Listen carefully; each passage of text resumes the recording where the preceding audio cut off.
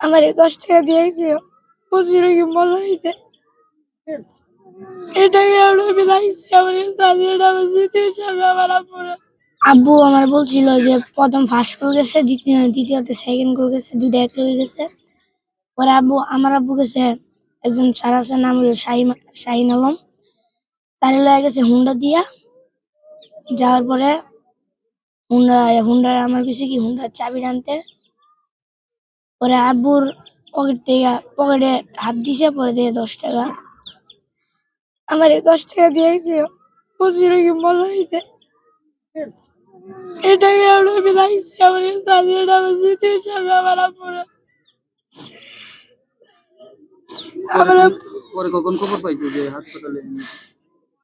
আমার আব্বুরে দুপুর বেলা প্রথম নাইম একজন স্যার আছে, মানে বিস্ফোরণটা হওয়ার পরে আছে, কত কষ্ট করে বানিয়েছে এটা আল্লাহ ছাড়া কেউ জানে না।